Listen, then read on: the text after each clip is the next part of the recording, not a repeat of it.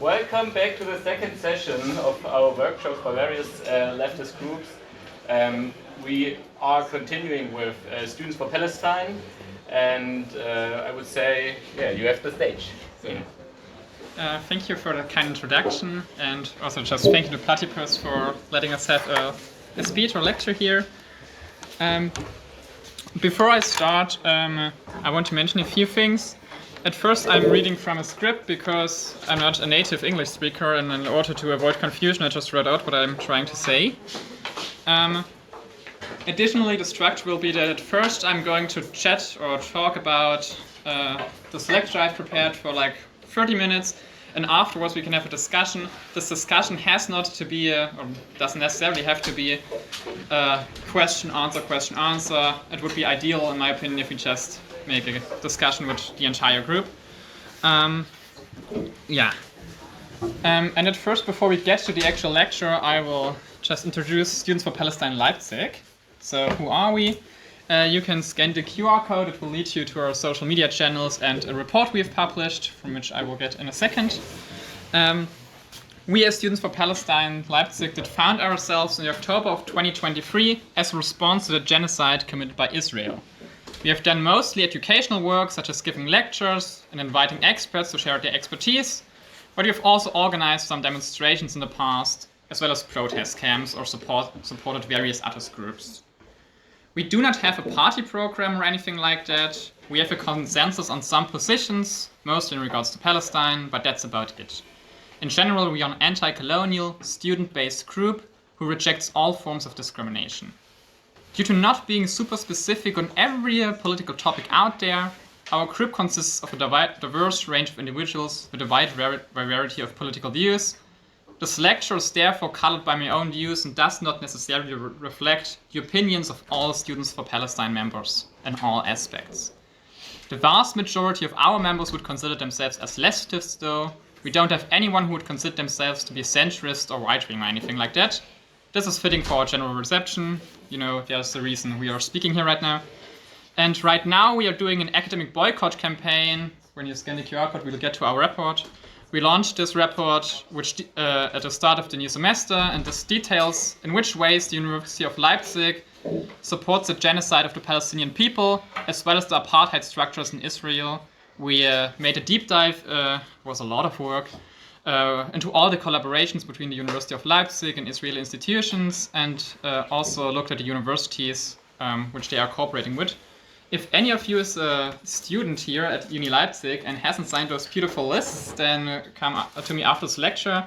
We are currently trying to organize a studentische Vollversammlung, so a big gathering of all the students, basically the biggest official thing you can do as a student group to make your voice heard.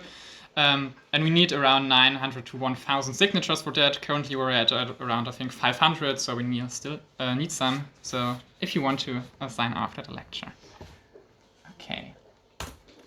So now let's get to the actual topic of our discussion or workshop today. Coloniality, white Saviourism, and the German left. This is the outline for this workshop. At first, I will explain why we choose this topic.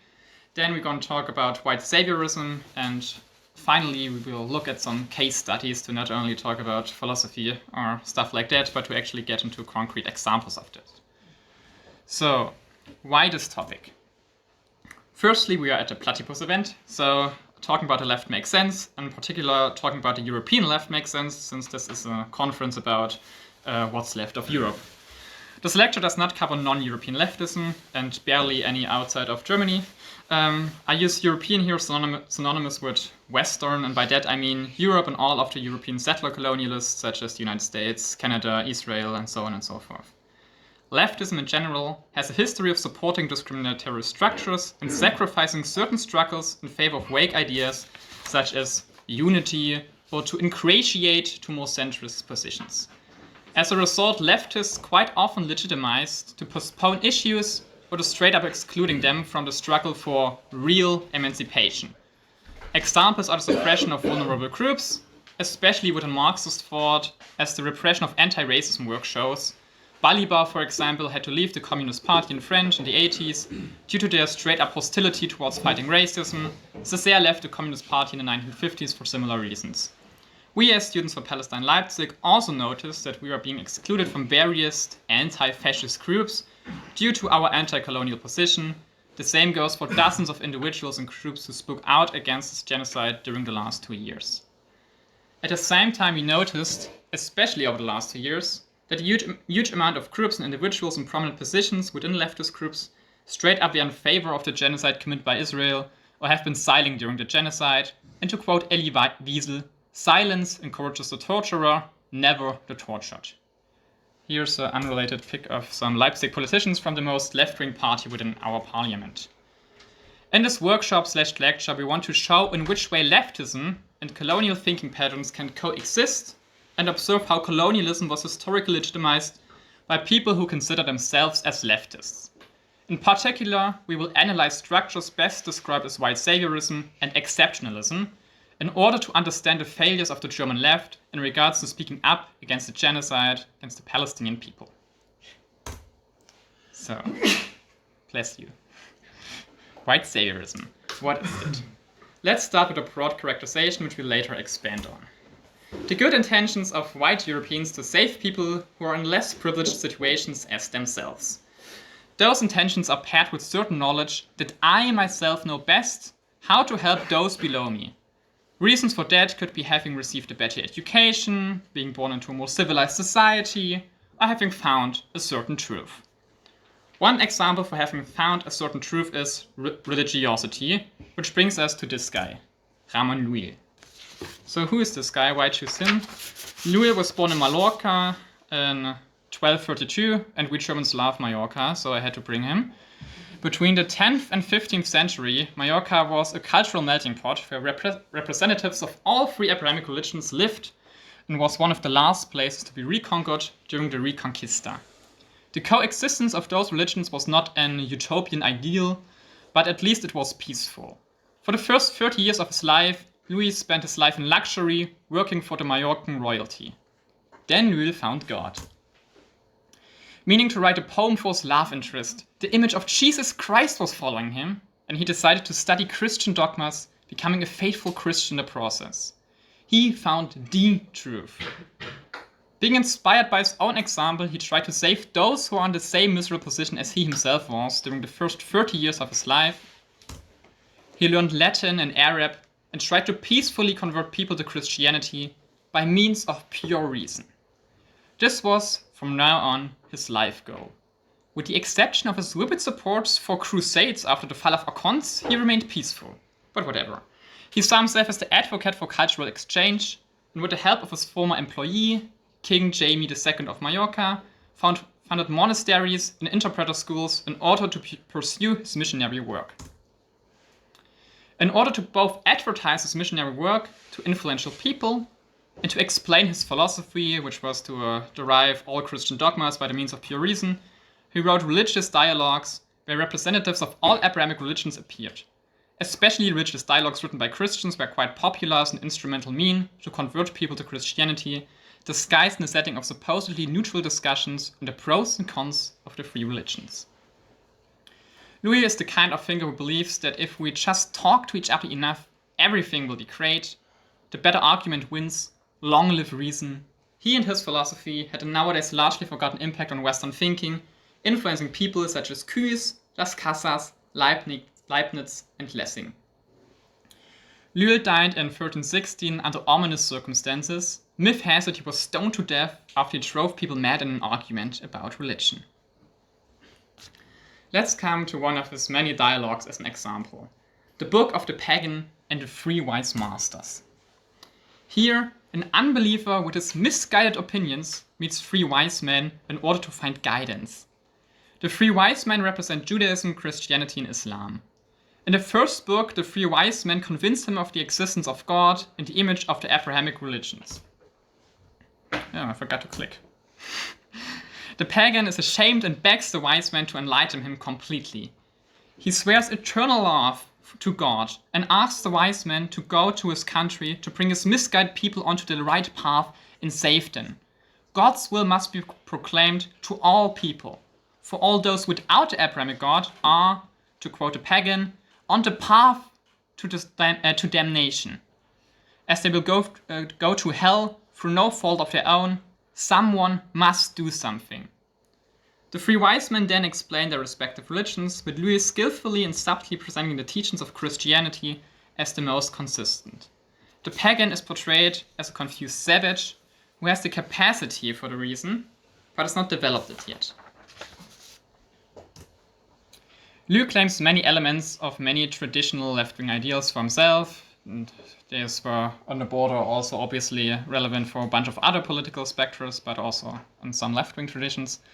Progress and priesthood unification, in this case the unification of religions, also known as the conversion to Christianity in this case, helping people in need, the primacy of reason, let's create a better world through rationality. We will now move to further deepen our understanding of white Saviourism, hopefully. The pagan is a helpless individual in this dialogue, gracefully saved by the white saviors. Those saviors bring, and I quote Mudimbe, the introduction of reformation of health in a sick universe, the establishment of order in a world of disorder, madness, corruption, diabolical illusions. The pagan is, and I quote Mudimbe again, victimized by evil forces, quote end, and saving him from those forces is not only an act of mercy, but a moral obligation. Missionary work, or colonialism in general, is a morally necessary act, therefore.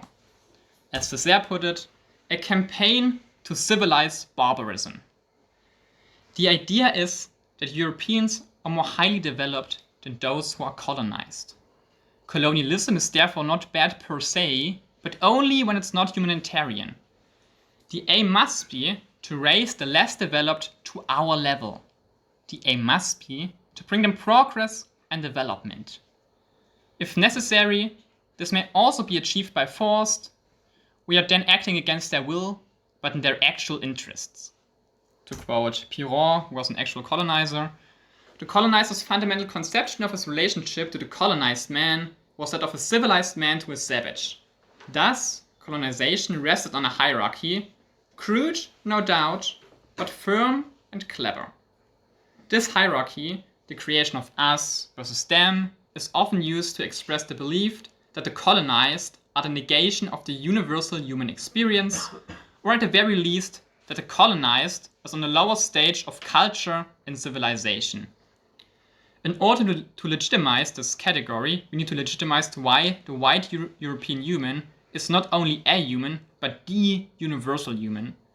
That those European humans have an exceptional standing since they, by the means of social structures, morality, art, science, and so on and so forth, represent the best example of what it means to be a human. Creating some of those dichotomies in the process, such as developed versus primitive, industrialized versus living in subsistence economies, light versus darkness, culture versus nature, and so on and so forth. Bringing those not in the stage of exceptionalism, the left side of the table, is an act of humanity. The fundamental issue is that we place our values as universal and as more important as the self-determination of beings. Those fundamental values are those who lead to the left side of the table, popular forms of end goals or norms which the colonized have to be brought to are democracy, human rights, reason, non-violence, humanism, or sometimes in leftist circles, we need to bring them socialism. If we can guarantee those below of us those systems or norms, they will be saved. They might wrongfully oppose those ideals, but we know better, and we will bring them freedom and our superior Western values. Our voice counts more than theirs. We are in an exceptional position, and we have not only the right, but the duty to raise foreign populations out of their primitivity. And we have especially the right to destroy those terrorists who oppose our Western values and are therefore repressing their own people. The development of this hierarchy, which are successfully created and legitimized by the classes of exceptionality, are a necessity. The colonizer's mind needs to establish the superiority over the colonized in all fields: science, art, philosophy, economy, religion, etc. Just drink see something.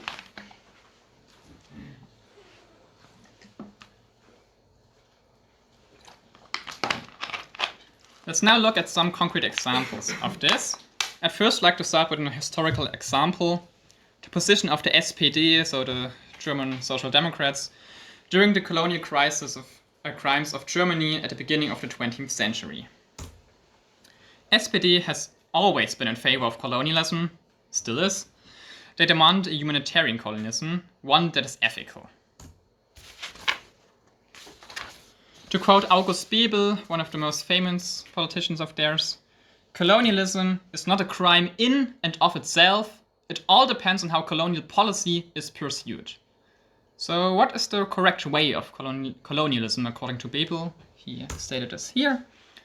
When representatives of cultured and civilized people, such as the European nations, come to foreign people as liberators, as friends and educators, as helpers in times of need, in order to bring them the achievements of culture and civilization, to educate them into cultured people. And if this is done with noble intentions and in the right way, then we, social democrats, are first to be prepared to support such colonization as a great cultural mission. Bebel's position is in conformity with the goals discussed at the Berlin Conference around 20 years before this quote, colonialism as a project of civilization and progress. From 1997 onwards, the SPD also supported colonialism as an economic necessity, backing white settlers and voting for military spending so that these white settlers could defend themselves against local terrorists. The precursors to them voting in favor of war credits a couple of years later, and the direct support of the genocide committed in Tanzania with those military spendings. This also went against the interest of the working class. The tax burden of militarism and imperialism represented a redistribution of wealth upwards. Those who disagreed were excluded. The leading forces behind this course of action, Gustav Noske for example, were later also involved in the assassination of Rosa Luxemburg. Okay. Now let's be done with this historical discourse and come to concrete current examples. And current forms of white saviorism and discourses of exceptionality of Western hegemonial values. The fundamental idea and structural form of the argument, from Louis through the heyday of European colonialism to the present day, remained the same. We, white Europeans, fulfill a certain sense of exceptionality and as a result, a hierarchical legitimation to rule over the self-determination of colonized people. In the following, we will discuss some forms of exceptionality in regards to Israel. We will start with democratic exceptionalism, then go to historical exceptionalism, then go to their exceptionalism when it comes to vulnerable groups such as women and queer people, and then we will come to Israel as the prime example of the counter-terrorist state. And finally, and this will also be the conclusion of this little input, I will make an argument for self-determination instead of Saviourism. Let's start with exceptionality. Israel is the only democracy in the Middle East. I'm always a bit confused by this. Didn't we start a war on Iraq in order to bring them democracy and freedom? Well, let's just ignore that. The main question would be, what is the demos? Who legitimized the decisions of this democracy? Why have the settlers have the right to decide the demos of the to-be-governed territory? Israel is a deeply racist society, a settler colonial apartheid state. The Israeli state was founded on the ethnic cleansing of the indigenous population. The idea one man, one vote does not go for the indigenous population, but only for settlers. And I will exclude general debates about how on liberal democracies and if this principle one man, one vote actually goes for them, or whatever. How much worth does the exceptional idea of a liberal democracy possess if the demos of that system is altered in a way which enables oppression of unheard extent?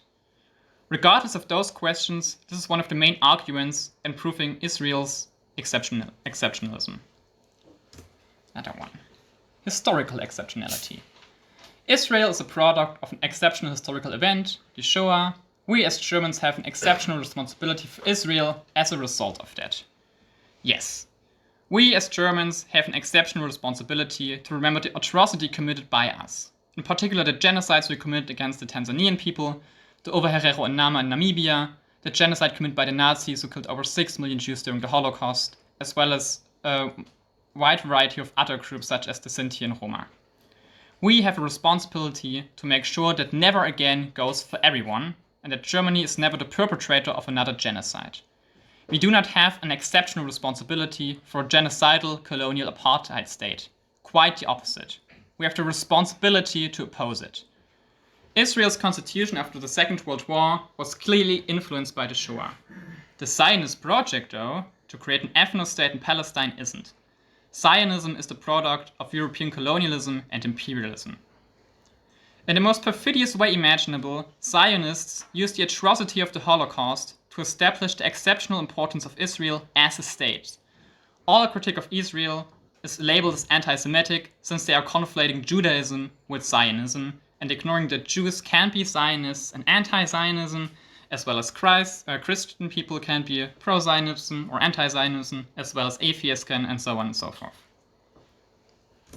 Third point. Israel is exceptional as it is the only safe space for vulnerable groups in that region.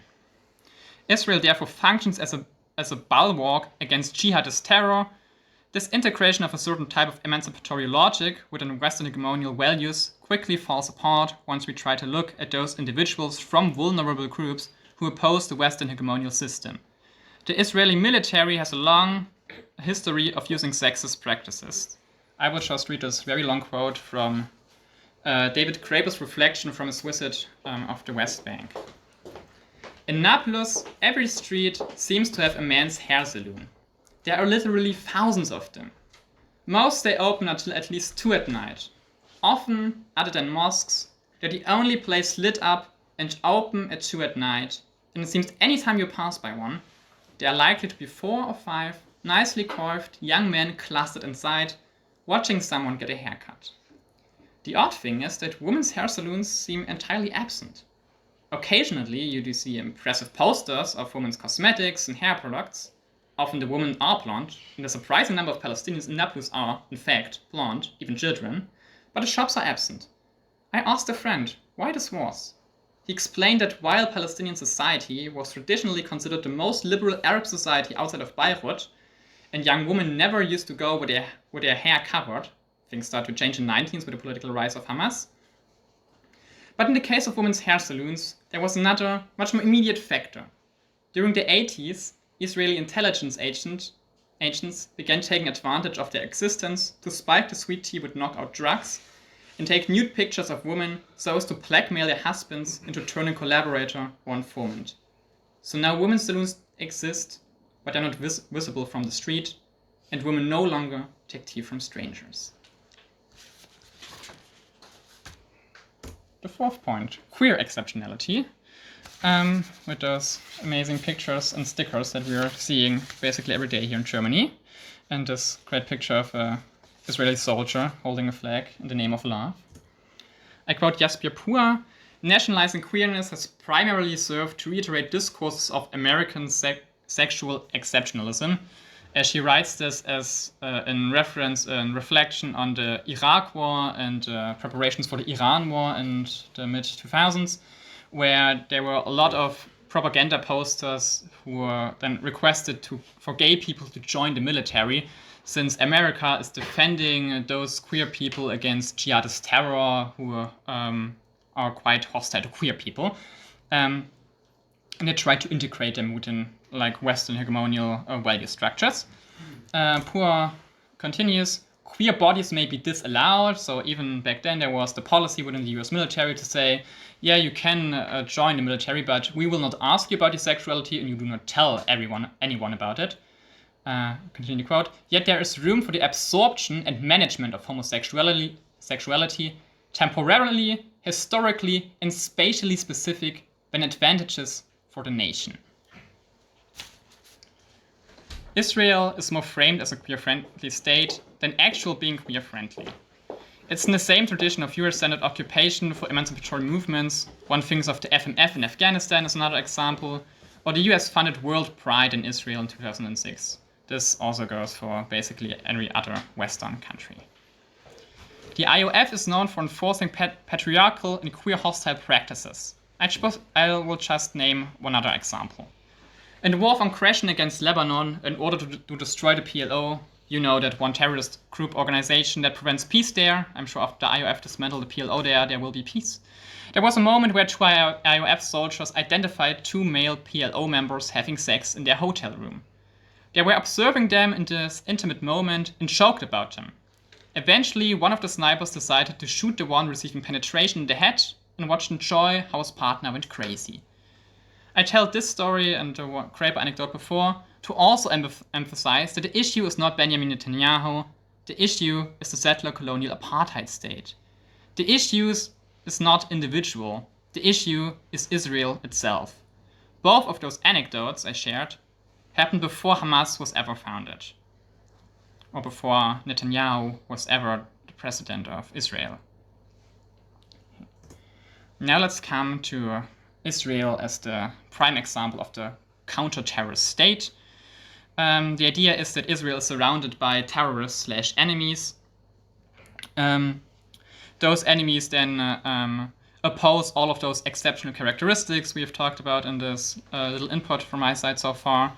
And therefore, Israel is not only surrounded by enemies, but by terrorists. I read this really long quote. Apparently, a critique of Western neo-imperialist economic domination, of US foreign policy, or Christian and Jewish fundamentalism and hegemonies does not constitute a legitimate raison d'etre for political or social terrorism, nor does the establishment and observation of religion itself qualify as a mode of political or social criticism, dissent, or resistance. Furthermore, the entrenchment of Islamophobia in terrorism studies is structural as well as ideological. As Kevin Toulis observes, Israel remains the model of the counter-terrorist state. The classical distinction of the Western hegemonial system is the exceptionality of the West as opposed to terrorist bodies, which, especially after 9/11, were mostly identified with Arabs and Muslims, but also people confused by them. So, for example, Indian people who wear a turban were often confused with Muslims wearing a hijab and therefore also attacked. We talked about some of the characteristics before. Everybody who is anti-Western, who does not align with our Western values, is a terrorist body. Those terrorist bodies repress their own population who need to be saved from them. Hamas is the prime example in current days of being labeled a terrorist body, an anti-Western terrorist group who must be defeated. You know, Israel has a right to defend itself. But for our workshop, the other side is far more interesting. Those suppressed by this terrorist body, one popular phrase in pro-colonial circles is Free Gaza from Hamas. Israel, as part of the exceptional Western hegemonial system, has not only to secure its own safety, but also free those suppressed by Hamas. They need to be brought freedom, Western values, and so on and so forth. This is part of a larger discourse discrediting the self-determination of the Palestinian people. Germans demanding anything but the self-determination of the Palestinian people are reproducing colonial patterns. This includes those who demand a one-state solution and goes especially for those who demand a two-state solution, and especially for those who demand a two-state solution, then called genocides war. Genocides are not wars, they are genocides. At best, left Germans seem to reject terrorist bodies in Palestine who are a threat to Western values and reject the fascists in Israel because they are, to them, a deficit form of Western values. Those values then have to be re-established, and all threats to those need to be eliminated. At worst, they seem to support a genocidal colonial apartheid state. In some regard, the latter is more correct than the first type of leftist, since they recognize that Netanyahu and co. are not a deficit form of Western values, they are Western values. At no point does anyone demand the self-determination of the Palestinian people. Exemplary for that stands the prohibition to work with Handala Leipzig, which the Die Linke Saxony agreed on. So for those of you who do not know this, Handala Leipzig is kind of the biggest group in Leipzig who is in solidarity with Palestine and was founded by people from Palestine who live in the diaspora here and by people who are in solidarity with them. So, I conclude this little input White Saviourism is one of the most common legitimation mechanisms of colonialism.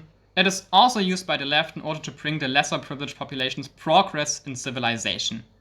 In secular leftist discourse, this oftentimes means to bring them human rights, freedom, democracy, emancipation of the suppressed, or within smaller groups, socialism. With the exception of socialism, all of those are part of the Western hegemonial canon of values.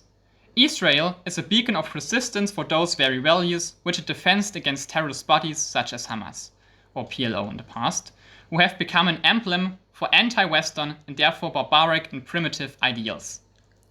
Once again, we are creating a hierarchy by legitimizing us having more say than, say, Palestinians in order to liberate them.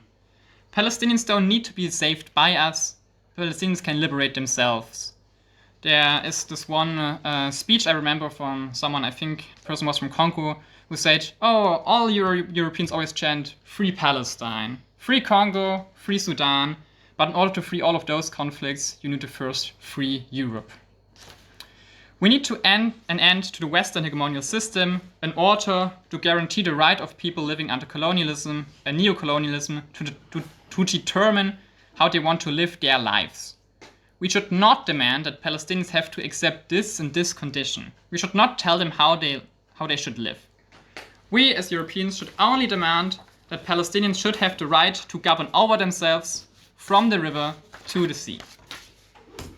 Thank you for this discussion, for listening to me. I'm super interested in your questions and discussion. Yeah, you said you don't want to have a question-answer situation, but I think I will help you a bit with getting the overview, and maybe you just start with you. I think this was first actually. Oh, yeah. Even before it was finished. Okay, so. Okay, yeah, I'm gonna do it. Well, thank you for your input firstly. But exactly what I want to talk about is when you talk about white saviorism, I was always looking for this one term, bourgeois or bürgerlich, you know, because it really seemed more like bourgeois saviorism to me. The idea that bourgeois society should expand and should involve all people from the whole world, that every society that is not bourgeois has yet to become bourgeois. And I would have loved to have Jefferson as an example, but alas. But the question I want to raise is, when you talk about Palestinian self-determination, the idea that the people can determine themselves, isn't that in itself also a bourgeois idea? Like, is there even, like, could we even concept, because you also talked about freeing Europe, and I'm also very confused what that would mean. But would for you there be a possibility of going beyond bourgeois understandings, like human rights, freedom, socialism, or self-determination of the people? Okay. Thank you for this question. I at first want to answer one thing that you were not really questioned about. And I will keep in mind the Jefferson example. I'll read into that. That seems interesting. I don't think it's only a bourgeois way of viewing the world, even though those are definitely the most popular one. I would agree with that. I remember a demonstration I was in Berlin where people were chanting "Vom Fluss bis zum Meer, Sozialismus muss her." So from the river to the sea, we need to bring them socialism or something like that as a pro translation. So it's clearly also been a tradition within especially communist thought to say, okay, we need to bring them communism everywhere and then everything will be great there. And it's a similar mechanism. And can you maybe explain to me what exactly you mean by bourgeois thought or ideas, so I can answer this better? Yeah, like when you talked about the Western values, you listed values that aren't particular, that developed around the ideas of bourgeois society, around enlightenment, with the one exception being socialism, which I would also consider an idea of bourgeois society. Yeah? Because, you know, it evolved out of bourgeois society and still is ingrained in it. So, does this clarify anything? Yeah, I think so. So, I'm not sure if I would agree that all of those other values didn't arrive at the era of Enlightenment. I think human rights particularly developed in parallelity to colonialism and with the start of the conquistadors and all of those peoples. People from the Salamanca University or Bartolomeus Las Casas or those Dominicans. Obviously, they were before the terms left and right wing arrived, but I think if you want to press those terms over them, they could very well fit into those categories, and they are far from bourgeois. Quite the opposite. They are at times even preaching pauperism and all of those things. And I'm not sure exactly if self-determination of people to govern over a territory or whatever is necessarily a bourgeois idea. I think the idea of nation states certainly is. Yeah, I'm not sure if this answered the questions. So if I get anything confused, then please. Is this directly to that? Oh yeah, or just maybe, sorry, just like... It will probably come up in a discussion, Yeah. that we will talk about later. Yeah. I was going to say, for example, like national self-determination. This is like a Western white kind of idea, right? Or for example, like the PLO, they were like self-consciously, self-understood socialist organization, right? These are like Western ideas. Even if you want to talk about things like Islamic fundamentalism, this comes from like Islamic figures who are educated as Protestants or who are like exposed to the like Protestant Reformation, like Western like religious ideas, right? Mao is reading Rousseau, Adam Smith, Herbert Spencer. So it's like, to what extent can you even draw this kind of divide between a sort of like Western set of ideas versus like non-Western, especially in like the modern day, where like anti-imperialism, national liberation is also based on these sets of ideas? Yeah, I think that's a good question, and there's also, if we look at, to draw it back to Palestine, examples of Palestine resistance organizations like the BDAN, drawing from people like Zuriak, who was basically a Euro prototypical enlightener. And I use those terms like Western or anti-Western, whatever, as what people like Derrida or Spivak call strategic essentialism. So I don't believe that those categories make sense as a perfect definition or anything. I still think they make sense as broad characterization of certain values of thought systems.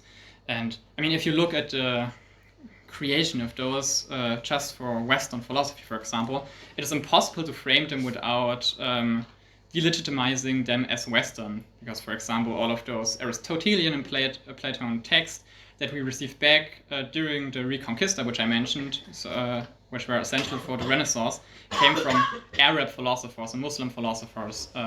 So on a like purely philosophical level, to try to make definitions, I don't think those distinctions make sense at all. But as a strategic term to look at certain value systems, I think they do. I'd like to focus on the current political situation. So maybe taking the criticism of white saviorism in stride and saying that this is something that we should take to heart and recognize as maybe a limit of the way that the left has been approaching the topic of Palestine. What should we make of the fact that both the military and political strategy of resistance in Palestine is functionally asking for white saviorism, namely either condemnation of Israel by means of the International Criminal Court or diplomatic recognition in the UN, or even insofar as the strategy is to provoke regional war through the entry of Iran or other actors, basically to develop leverage to accomplish those things? Mm-hmm. Yeah, I think that's a great question. All of the questions were really great so far. Great, of course. Because we actually as a group struggle very much with this, because a lot of Palestinian movements, for example also BDS, very much applaud to those Western value systems. We have our, and I have to go back to the beginning. I planted this QR code, and our demands from it are basically all the things you mentioned, that we should hold people accountable to human rights, and we should look at international law. So I don't have a perfect answer for that, and in a way is that we personally as a group oftentimes do not really fully agree with their ideas of the Palestinian civil society, but we, in order to avoid those at least active participations within white saviorist discourse, then still refer to those ideas and put them over our own ideas. But it's certainly a dilemma which, out of position of a group that doesn't want to be white saviors cannot really get out of. So I think it's a great point. And if anyone has an idea for that, I'd be curious. We so far haven't found an answer to get out of it. Oh, an idea instantly. I was about to say when it comes to this whole place, because it's becoming clear when you mention Sudan and the Congo, it's clear that Palestine is clearly leading the charge in terms of this anti-colonial struggle. My question is it really enough to apply the issues of Palestine to every other country, or is there some similarities to gain from them? If not, then pick which one. What I'm getting at is it the correct choice?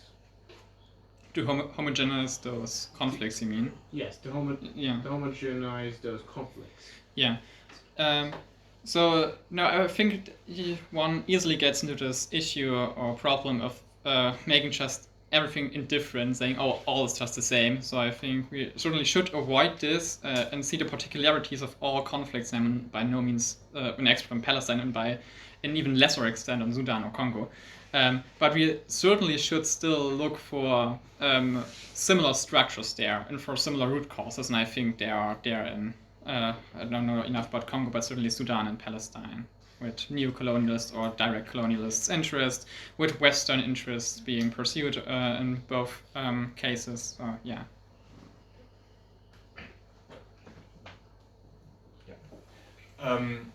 I wanted to pick up the quote by Bebel that you Which of the two? mentioned. This the big one or no? Fuck. I think there was only one by Bebel. Yeah. This? Yeah. But either way, I think we sort of understood what you were trying to point at, that socialists were sort of not. I mean, you seem to sort of say that it was problematic that socialists were not on principle against any form of colonialism. Mm-hmm. And I sort of wanted to ask you, how do you explain to yourself that around, a decade after this text from Bebel, the whole world socialist movement splits into two camps, one sort of being somewhat pro-imperialist, or at least sort of conforming to a new pro-imperialist status quo, and the whole other half just being like basically the main force in the whole world against imperialism. Mm-hmm. And both of these camps would agree with Bebel on this point.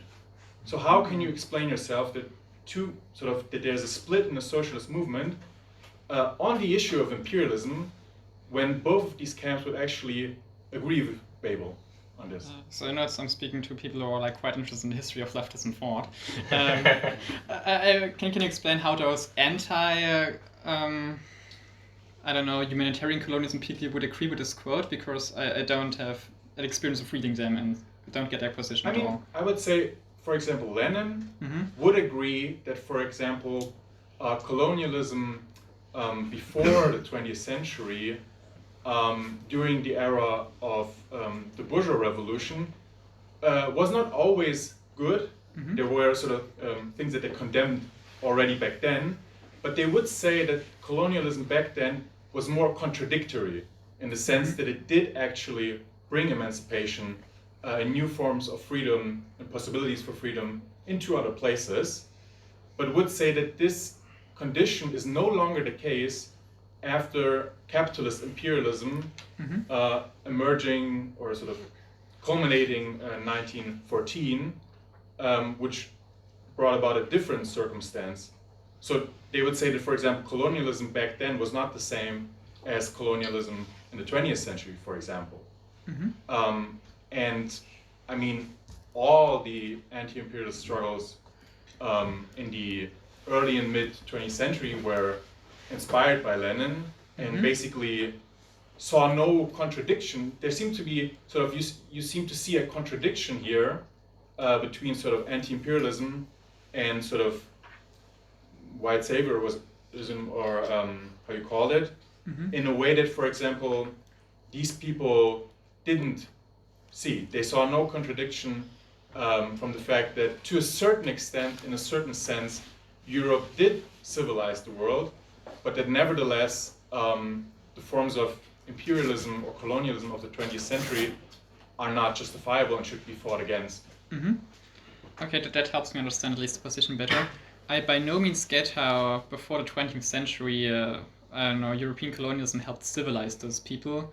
I would personally reject this category of civilized versus primitive inherently, because it leads to this very idea of exceptionalism and this creation of hierarchy that I spoke about. And I still don't really get how anti-imperialist people would say we need to civilize them. And I'm not sure if it's a contradiction or anything, but I would say then those people are, they might call themselves anti-imperialist, but if they want to humanize those below them, they are certainly reproducing colonial thinking patterns, and might be Just a very quick. yeah. You can. Yeah, I might be just too uneducated to like Well, get no, it. can I just to help maybe make sense of these things? So in the time of Babel, you would have had a liberal anti-imperialism. This would have been represented most by somebody named Hobson, right? And so Hobson had the idea, first of all, that kind of international finance and capital interest was being supported by imperialism against maybe the middle class. And there also just would have been the idea that, well, we can just let these people on the other side of the world do their thing and we'll do ours. Like, it's not in the interest of the nation, right? So there's that sort of anti-imperialist argument which exists at the time that Babel's writing, right? And there's even a sort of liberal anti-imperialism that says, well, maybe the middle classes of these countries too are being oppressed by international capital, and that's a bad thing, and they would say the same thing about England. Another thing maybe that will help with what Hilario is saying is that in the 1830s and the 1840s, the utopian socialists actually wrote extensively, right, about many of the acquired territories of European powers. The most famous is probably Victor Considerant's writing on Algeria, where he says, well, maybe we can go and found utopian socialist communes in Algeria in opposition to the kind of brutal suppression, right, of some of the people of Algeria that's happening under Charles X. And then you also get utopian socialist attempts to organize not only in the Western United States, but also in China, and this influences the Taiping Rebellion to a certain degree, though it's not really as much of a thing there. So there is also the idea that the bringing together of peoples of other nations could be a possibility for those people to collaborate on something. So I just think these are some of the other political points in the constellation around Babel that maybe Hilario would want us to try and make sense of that time, right, and the debates of that time. So would you agree with that? Just not to speak over you. I would, and I would maybe just make a short follow-up question. I guess I was just wondering, because all the authors you were citing seem to be very contemporaneous authors, or at least More or I less. didn't know many of them. And I was just wondering, so in your self-education, in Students for Palestine, do you also read, for example, older texts of people like Fanon, or even older of communist, anti-imperialist from the 30s or 40s, or are you just reading contemporary authors? So at first I will try to answer the first question and hopefully I'll get everything right. So I think the general point of my little input was that we should not place our values above self-determination of people, and as you explained, those utopian socialists were going there or planning to go there and enact with those people who already live there, then I don't know if there would be a huge problem. The issue then arrives when we hold those values as a hierarchy and then we bring them those, for example, utopian socialist values, and it's best for them and we know them, and if they disagree, then whatever, they will thank us later. So that's more of the point of my input, and I still don't know if that really answers your initial question. For the second question, the follow-up question, we are not really a reading circle, so we are more engaged with like giving lectures or doing action actually. But Aimé Césaire, who I mentioned, was basically one of the teachers of Fanon, so at least I read Fanon, and I'm at least somewhat familiar with those people, if this answers your question.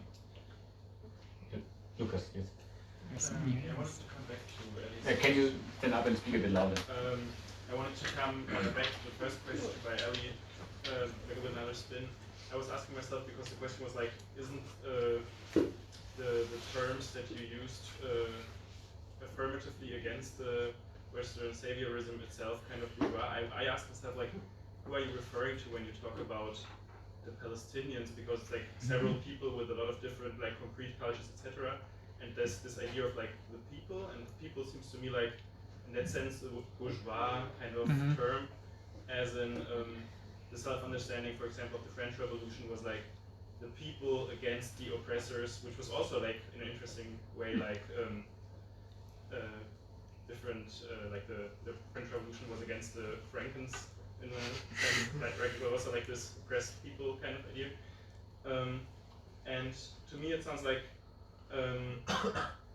unclear, like when you talk about the Palestinians, wasn't there like also the interchange of like, for example, the communists were not just saying, okay, we go there and we make them democratic, we make them socialist, but like there were people on the ground in several countries outside of the Western Hemisphere that were like seeing themselves as socialists, fighting fights inside of the other countries, other whatever spheres, and like, isn't it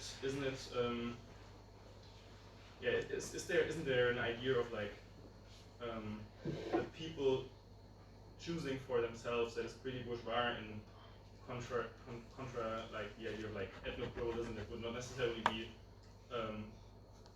backed on like a bottom-up perspective, but you could have like kings reigning over the people with terror, and you would like defend it on the level of that's their culture, or is it like you are for the people and the idea of like in some sense a like bourgeois Western idea of like they should reign themselves as individuals? That's my question. I think there's more two questions, but two very good questions. So the first was basically, you asked me back the question, what is the demos of Palestinian people? And I would answer, obviously, who am I to decide? I think maybe that's something we can work with as a first broad characterization, and maybe someone can disagree and add on this after my answer, is I would just say everybody who considers themselves as Palestinians as Palestinian, and there can obviously be a huge contradictory views within those people. So you mentioned communist, I don't know, people or parties. There was also a big, amount of communist people in the 1980s, for example, in Palestine. And they obviously also opposed groups with more, I don't know, regressive cultural views and so on and so forth. So as for the question about Sudan Congo, I think it's important not to homogenize those groups, but see them as more so individuals or individuals who consider themselves part of then bigger groups that do not have to be in total conformity with each other.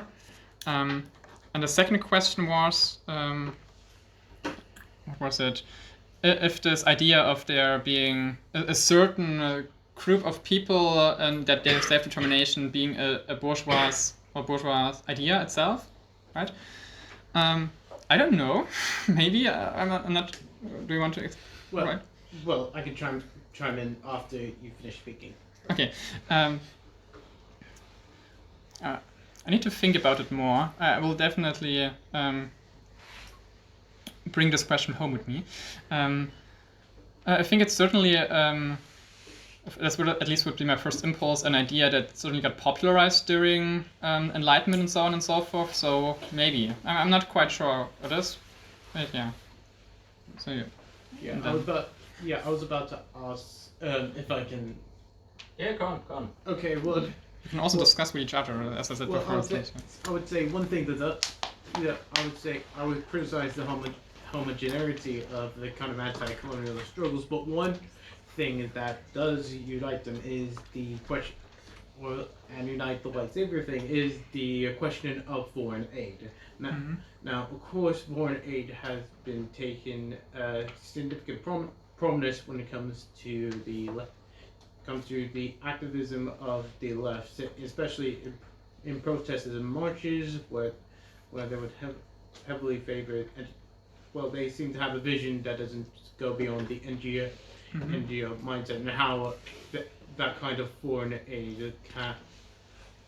or at least the struggles of foreign aid being blocked, or other struggles involved in that area. I'm just wondering, how would you consider the involvement of NGO and other humanitarian efforts in this in the fight for anti-colonialism? Yeah, and just so I understand correct, does this connect in any way to the question the other person raised? But because you were like immediately after this, or is it? It was because I raised my hand. Okay, after yeah. but Yeah, and then I think. yeah, just a bit something. No, all good. I just thought I was missing something. No, all good. Thank you. Yeah, I think it's quite. I'm not sure where this idea particularly arrived. I certainly know that in the 1980s there were certain types of utilitarianism philosophies who really relied on this idea. Said, hey, yeah, we should try to get rich because a lot of money we can do a lot of things, and this is where this certain approach arrives. And I would reply to that that those systems kind of fight the symptoms of issues but don't really go to the root cause of it, because the issue is not that the NGOs are not doing enough already, or that people who are in power are not doing enough. What they are doing is what they are supposed to be doing, so I don't get to ask them for money or anything. Well, it's simple. Go ahead. Okay, yes. So my question is more to the end of your presentation, because you said that in Students for Palestine you're not directly framing like the form of national determination that Palestinians or Palestine should take, but you want to like open the conditions for the possibility of national determination. And like right now what we have in Palestine are like Hamas, PLO, and especially like different NGOs who are kind of giving like the infrastructure and the organizational structure, which have also very different like visions also for the region. And therefore the question would be like, if the anti-colonial struggle shouldn't be more framed like as a struggle for socialism.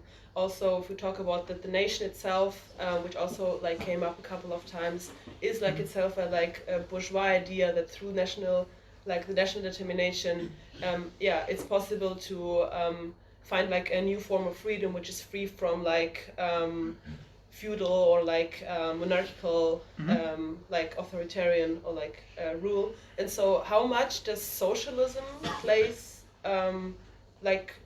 is part like of your discussions with the Students for Palestine, and on which like how are you embedding the anti-colonial struggle in itself?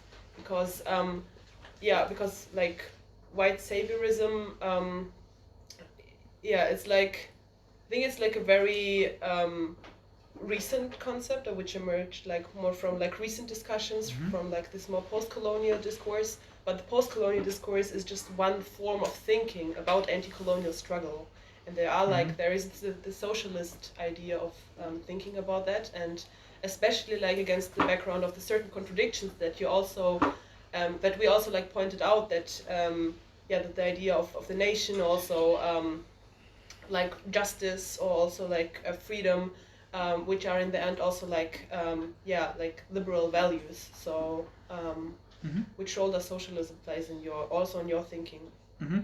I cannot really answer this as a group because we do not have a consensus on this particular question.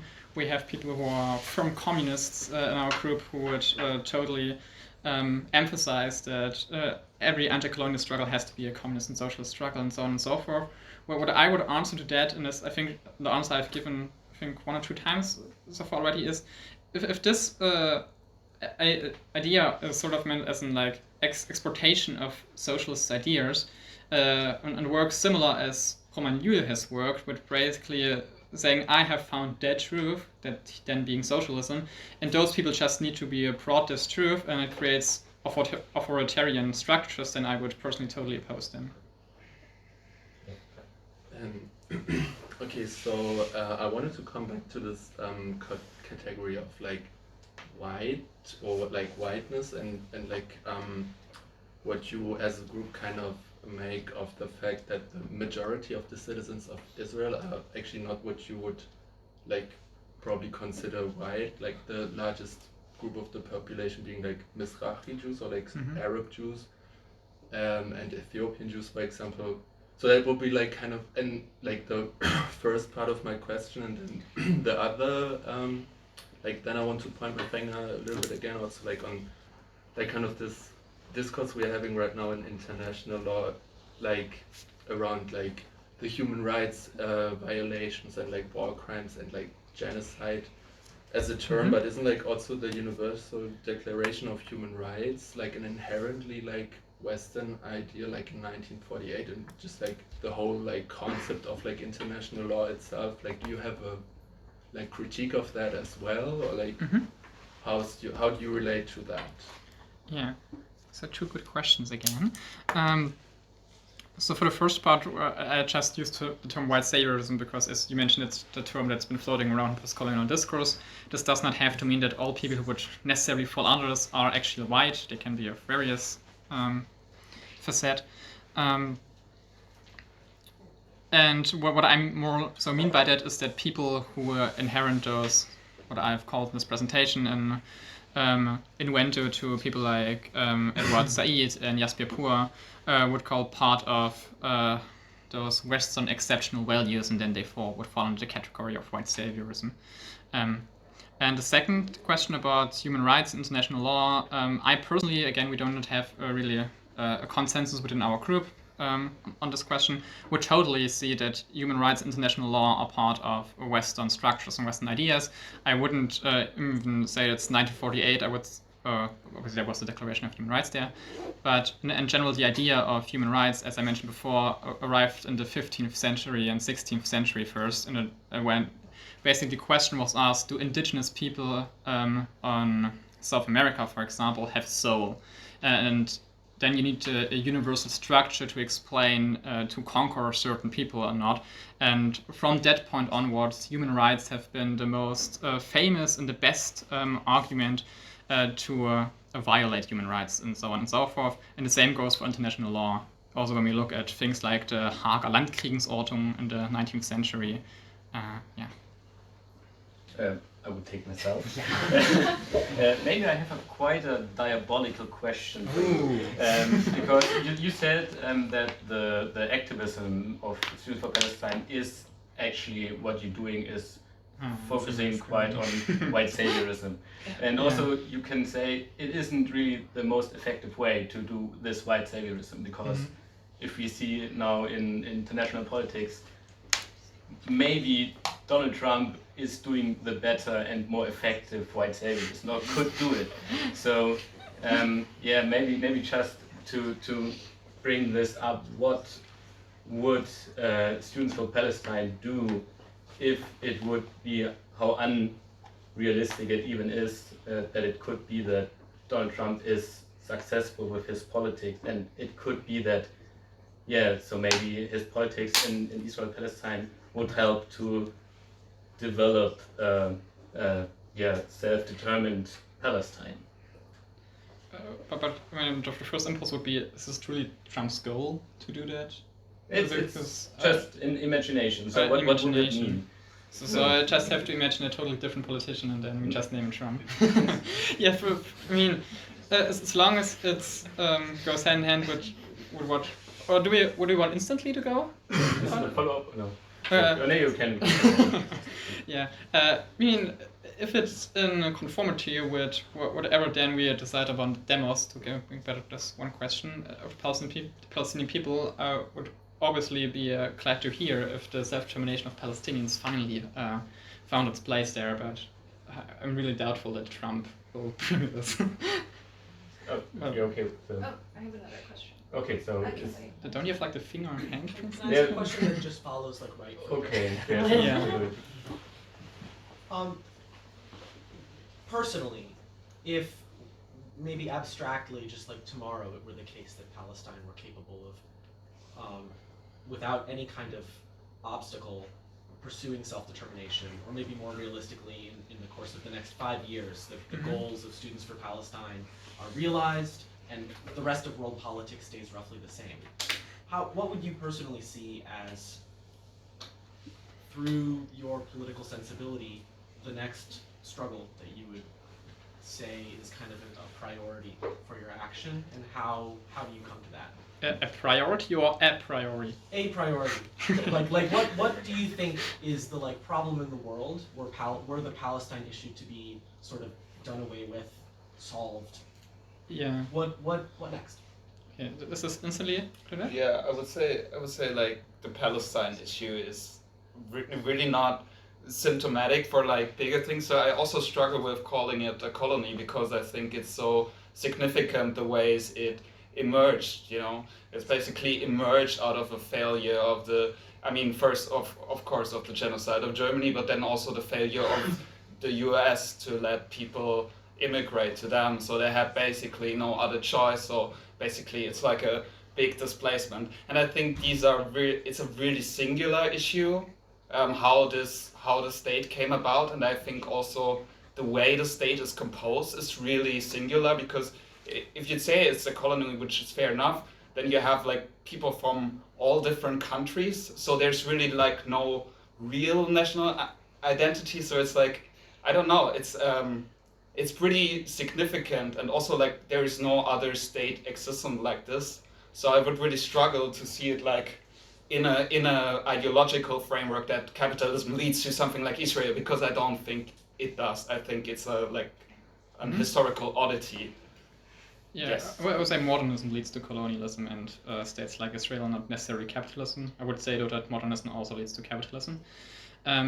And maybe to answer your question, and I try to connect it as best as I can, is I do not think that Palestine can be free in that term if we do not go to the root causes, which also suppresses other people across the globe.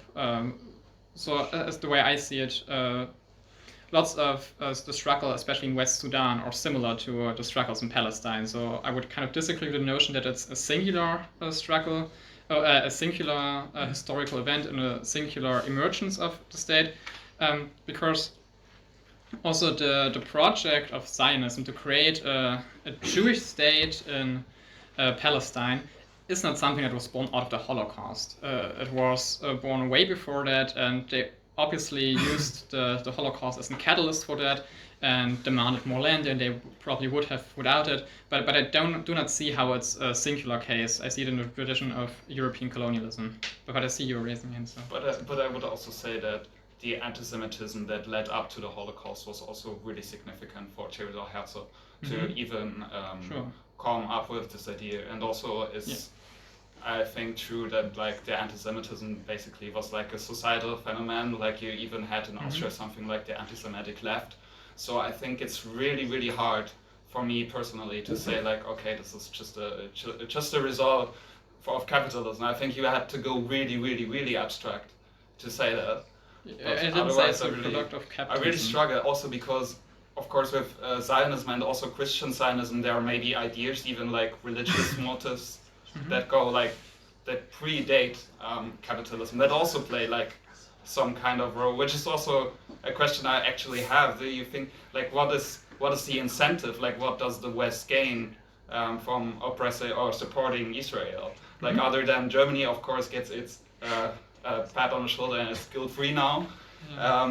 But otherwise, do you think like there are just capitalist incentives, or do you think there are maybe other like even like religious constructs of, I don't know, I think Edward said something like, we see ourselves in Israel because it's the only white state there, and it makes us feel like can maybe take over the whole world.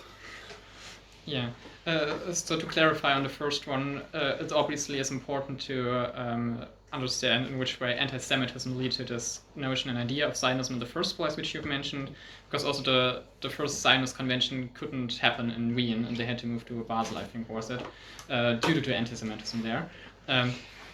Well, what I mean by that is that the notion that we Europeans can go to somewhere and just found our own state and settle there, that's the traditions of European colonialism, I mean. But it's certainly single on that case that, well, there was a huge wave of anti-Semitism there. Do we instantly want to? I think Benjamin raised his hand really kindly, like for an hour now, and. Yeah, no, because I'm also going this more or less a follow-up, or also some critical notes. I think we talk. I think Ellie was very at the core of the question, because like this is you said you put all these ideas of reason, of freedom, of individual freedom, and I would say emancipation, like to a Western thing, and it's sure that in the Enlightenment in the European tradition this had a bigger role than in other things, but or in other regions, but there is all over the world are somehow sometimes ideas of individual freedom, human dignity, and stuff like this. And I think there is like, for me, the dangerous thing why we came, or you came in so much contradictions, because if you put self-determination like an idea of peoples who make self-determination, like not as individuals, then you have no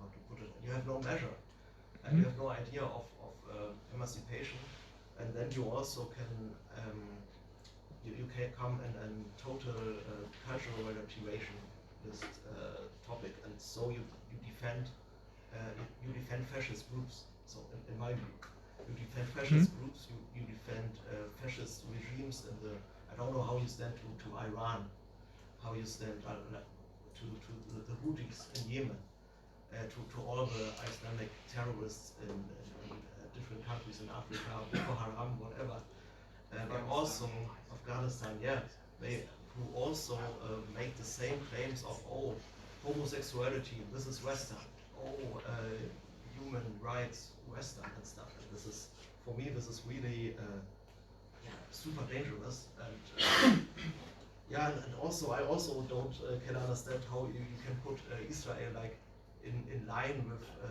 other settler colonies. I mean, it's clear that there are contradictions, that it's not like the like innocent, like the perfect Jews, like Jesus, the Jew who is the prophet, who don't defend himself and stuff like this. But from an emancipatory way, like if you accept like emancipation and individual freedom, human dignity, like a nice thing, like a positive thing, then you can also, in my view, I would read like Israel also as the bourgeois revolution of the Jewish people, who didn't get it in the bourgeois revolutions in Europe. There was like this progress and freedom in Europe, but for the Jewish people not, and so with all this history of anti-Semitism in Europe, but also in Muslim countries, this was like their way, which obviously was not without conflict. But every nation state was without conflict. But that's it's terrible, and also what's happening is terrible now. Okay, whatever. So you can answer this. Is this directly towards this? Then I would also say we have like 10 minutes, so maybe 1 or 2 questions, and then we wrap it up, and we can make this discussion in a more informal way go on. So So, but it's I think this at the back is directly to this, and then I can remember. Important question. I think especially for the organization, right? Like, what if you get what you want? What next? I think your answer is kind of it's not like really convincing, right? Like you sort of said there are other issues in the world, more global, more international, and we'll move on to them. But I think the natural sort of feeling is, well, why are you focusing on Palestine now? Like, why not start with the global issue? You know, why not go to the root of it? I think the other question, other than if you succeed, what next, is when are you going to admit like the failure? It's been 2 years. In Germany, it seems like it's just been terrible for them. When are you going to stop and think, you know, we've got to change direction, guys? Think about some other things. Okay, is this also connected to the question beforehand, or did I? No, okay. You just raised your hand. Okay. No, fine. When you admit failure, it's great being on the right side of history, but you know, I appreciate his follow-up, but I do actually also want to hear your answer to that. but I didn't hear the last sentence. Maybe you can repeat that, and then I can try to answer those two questions. It's good to be on the right side of history, but is there a point when you admit failure? Ah, yeah, okay. Okay, so first one. I made some notes. Please scream at me if I forgot an important point.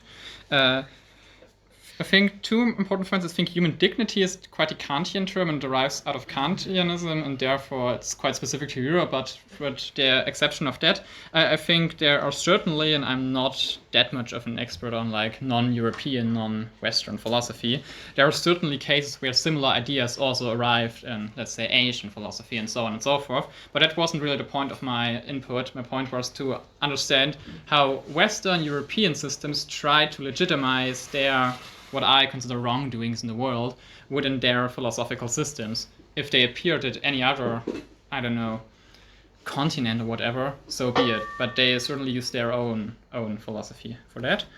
The second part was, don't you support fascists? Quite a diabolical question as well. I like that. I think doesn't fascism necessarily go with in parallelity with the oppression of self-determination of at least a certain crew of individuals within that? Do you disagree with that? Okay, then. Yeah, I think for example, like the national socialism was also an expression of self-determination of the German people at this time. Yeah, but it excluded Jewish German people, right? Yes, but I mean the people who are the people who is the demos. Yeah, not the individual. It's the group. Yeah, it's certainly a bigger group. Yeah. Group identity is there is a contradiction every time to the individual, and so where we have to be very careful. Yeah, but I get to the question. I think it would personally, since I'm not Palestinian, I cannot answer what's the Palestinian demos. I still will, you know. You can count yourself to the Palestinian demos. No, I don't think it would make sense. I mean, he also mentioned Iran, right? There's the question of the Islamic Republic. Okay, so the Islamic Republic, the national self-determination of the people of Iran, but what about the Jews and the Christians who live in Iran? Right, and the people who don't follow Islamism. So that was part of your question, yeah? He was asking also about that, for instance. Yeah, so I wasn't really holding a lecture on Iran or anything, or Yemen, but surely there can be regimes in all places in the world that repress a certain amount of the population there. And I think what my input was advocating for is never, I don't know, pressing your own standpoint as a European over people who live on different continents and reject their sense of self-determination. And it would also go for those repressed within certain regimes. But it's never my point to change them. Regimes have to emancipate themselves. I shouldn't be telling them, oh, you're doing something wrong, I have the moral high ground, then I should intervene with that. But are there any longer different continents, or isn't it now in a bourgeois world one world? So, just you need you need after the lecture to explain you what bourgeois means. This idea is floating around. I have no idea what you're talking about. Okay. I think that's. Yeah, is it to that? I have also one more remark to that before we forget it. I would certainly think that's quite a euphemism to say that the constitution of the Israeli state goes along with a little bit of conflict. It was ethnic cleansing, just to make that clear. Sorry. Yeah. Wow. Yeah, so, I think this person was like also amazing. So I just thank you for the talk. My question is what is in your understanding, what is leftist about this project? Because I think, I understand why one would have humanitarian concerns for the brutalities of war in Gaza. I understand, but I don't really sympathize with, the racialized account of history that is white settler colonialism. And then lastly, I understand, broadly the heuristic of wanting to be, multicultural. But I'm wondering, in your understanding, what does this project have to do with leftism, and how are you being a leftist when you do the project? And then my second question is I can imagine that it's been difficult to do some of this activism in Germany, because I think, that's been repressed to some extent. And I also notice it's not just like student movements for Palestine that is being repressed by government and censorship. It's also, the political rights of certain political parties, like the AfD, being censored and being repressed. So what do you make of, can we have your account of just the broader sort of environment in Germany, and do you think you have that in common with the AfD? A diabolical question. Well, I would say it is a good question to wrap up this teaching, and we can. But I think like, that sort of leads in some way. Yeah, so. Oh, I forgot to answer your question, right? Damn. And we like I said, we can talk afterwards also, but I think it's good to get some fresh air in the mind. Yeah, so. Yeah. Okay, then I'll just answer maybe your first question. So you asked if what about this input is leftist in particular? And what do you think when you're doing this project as a student? Like, how do you think you're being leftist? So I personally, what is leftist about the project? I personally wouldn't consider any of this leftist. I wouldn't call myself a leftist, so nothing. But a huge part of our group would consider themselves leftist, and I think that's why we're invited here, because Students for Palestine in general consist of, like, I don't know, 95% at very minimum people who call themselves leftists, but for different reasons then, for example, for being socialists, whatever. Right. But you would not consider yourself a leftist? No. Okay, Do you and think can you it's a tell problem that other people in your group call them leftists? Like, would it be better if they stopped that? I mean, the name is more of a semantical question. I think it's important which ideals are behind it, and at least for the people who are part of the group, I don't think they are reproducing colonial patterns. Is there something you would call yourself if you're not a leftist? I would call myself a pantheist. Wait, is that religious? It sometimes gets connected to religious. Is that no, I wouldn't call it religious. No. Okay, all right. It's more of an ontological position, but I think it's also a political project. But that would be a whole nother lecture. Okay.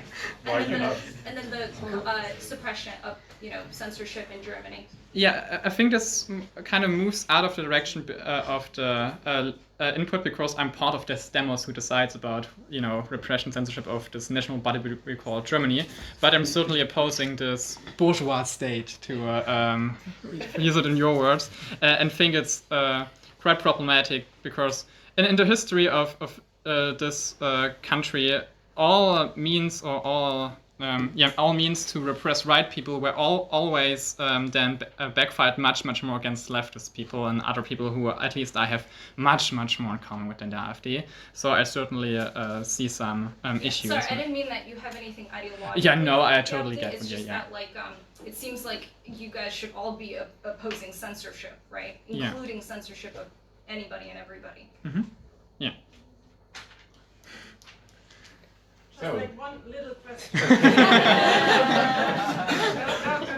back to the point of you wouldn't call yourself a leftist.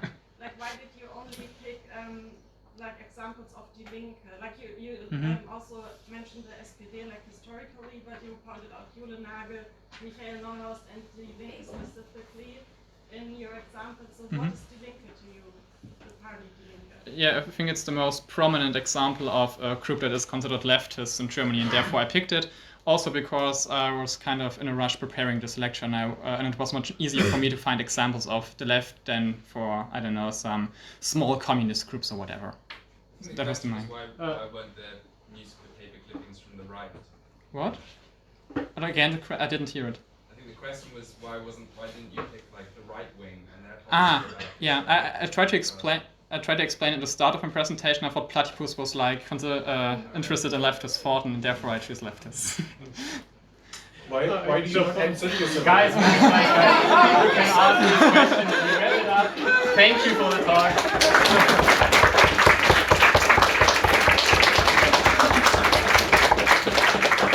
So final question, is there any more questions or should we just go home? Wait, that was a complicated question. Danke. Hunde ist das. Kannst du mir mal erklären, was mit Bourgeois gemeint ist? Ich glaube, deine Frage ging in der Tat direkt